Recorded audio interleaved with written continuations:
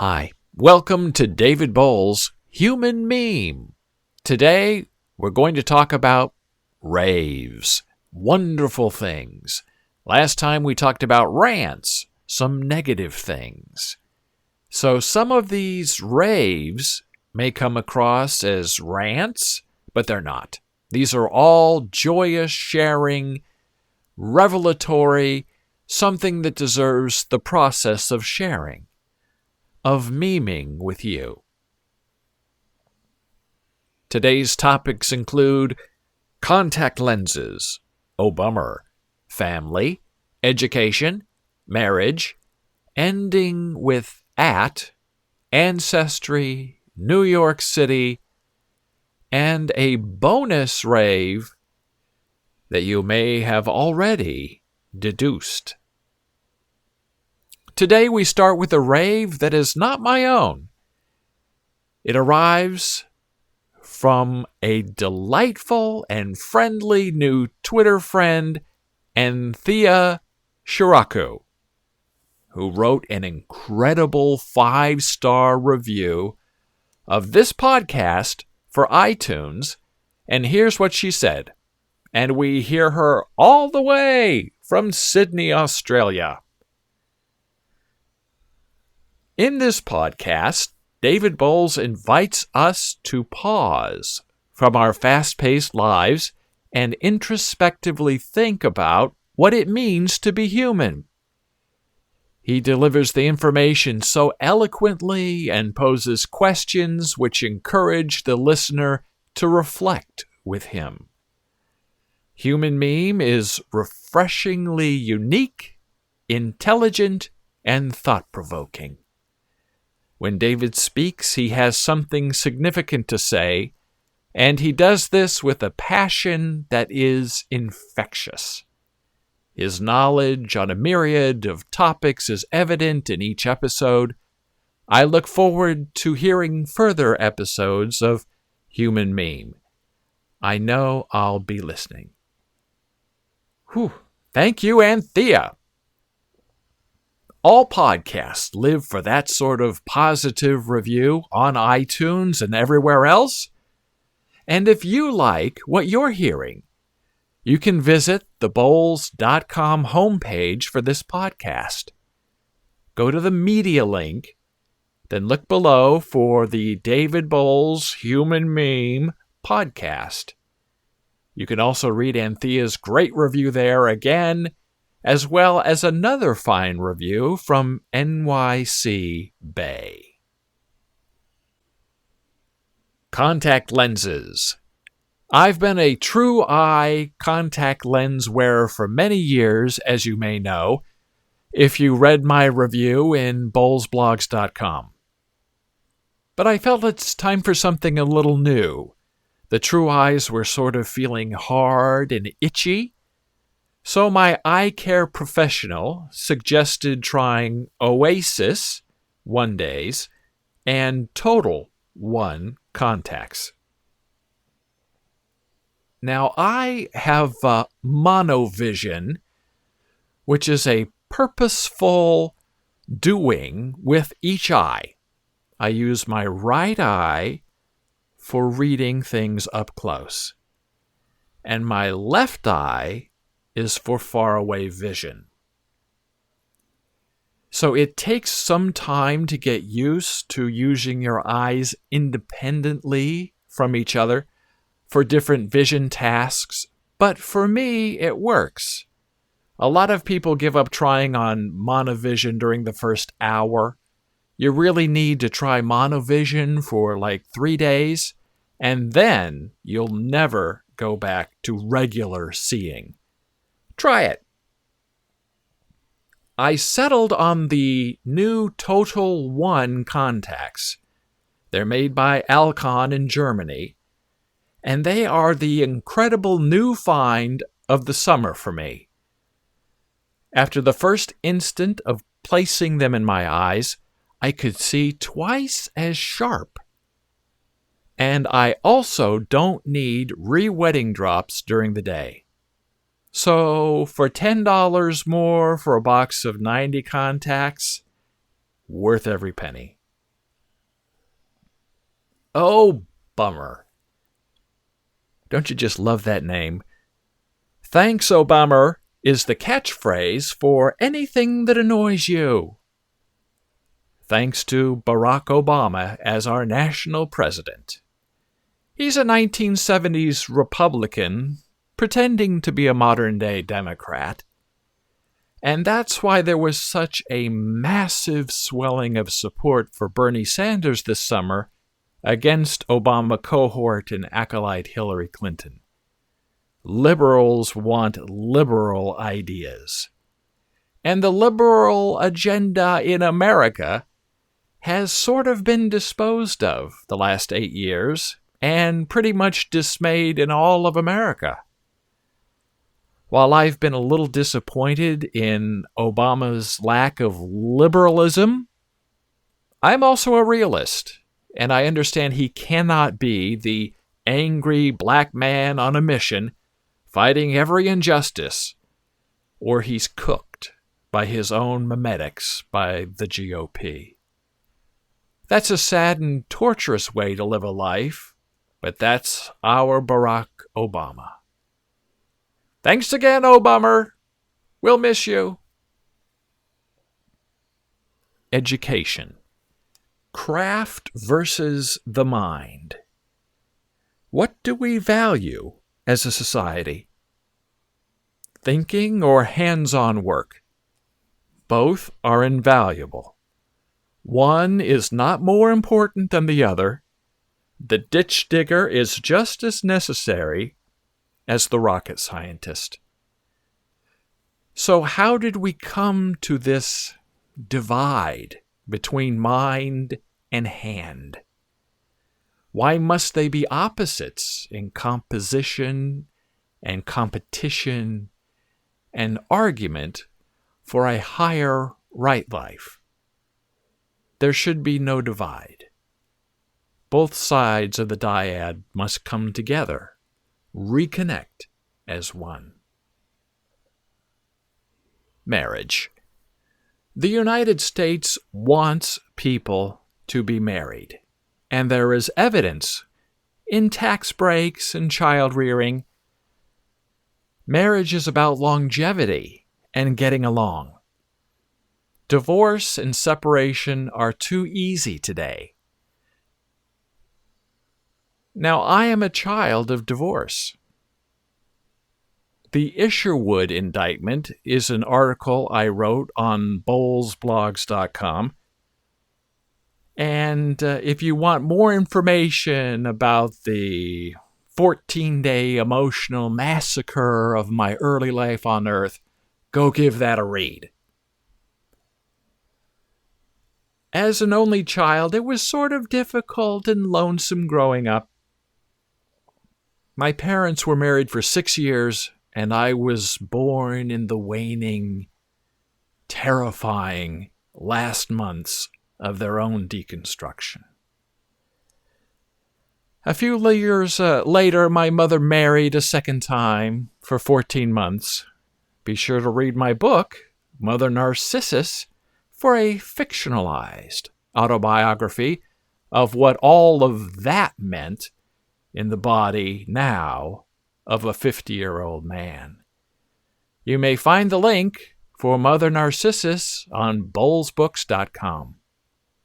My father married a second time for about 10 years, and then I believe he got married a couple more times. We're really not connected. Me? I've been married for 28 years. One woman, faithful, no cheating, either side.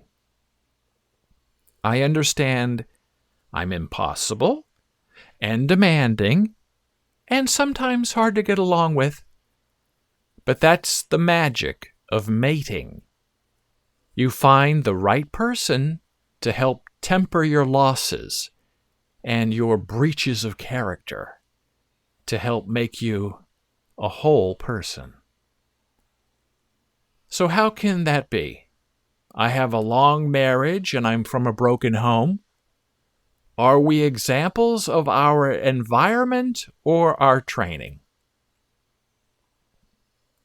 by the example set in my home growing up, I should have 5 wives and 25 children by now. Yet I am without children, by choice, no pity necessary, and married to the same woman for more years than I spent in my mother's home. Is my marriage a rebellion against all the horror and angst of growing up in a broken home before that was the modern value of the day back then? I'm not sure. I married a woman completely unlike my mother, and I have vowed to myself to not be as disconnected from other people as my father. I'm not sure if any of that in this has anything to do with any of it. But these are the temptations that lead you into finding value in what you have and what you've wrought and what you've earned. A return to marriage and its core values and its required daily devotions to each other is really the only way forward in a compressing yet separating world. Ending with at. Yes, I am a child of Nebraska and the University of Nebraska-Lincoln Department of English. One faculty member, Jim Roberts, would tease me about ending a sentence with at. He would belly guffaw any time one of his homegrown Nebraska students would end a sentence with at. He was born in Germany and was genius whipsaw smart and was the original editor of all the Cliff's Notes series of study guides. He used his mind to make a mint. "Where did you put it at?" He'd yell at me. "Just drop the at the end of that sentence and you're good. Where did you put it? You don't need the at." He's right. But I still tend, to this day, to put an unnecessary at the end of a sentence when I'm speaking and not writing. The rave in all of this is the passion Jim Roberts passed along to me and that I tried to pass along to my students and friends. We won't get into the dictionary definition of bugger, B-U-G-G-E-R. Jim Roberts would slyly ask if you knew what bugger meant, and I didn't, and neither did any of his other Midwestern English students. So Jim would give himself a private thrill as he looked up bugger for us in the dictionary, and then made us read aloud the definition. I'll pause while you go look it up. Actually, I won't, because then you'll stop listening. Look up bugger on your own. We're almost finished. Ancestry. We want to know who we are and who we're connected to.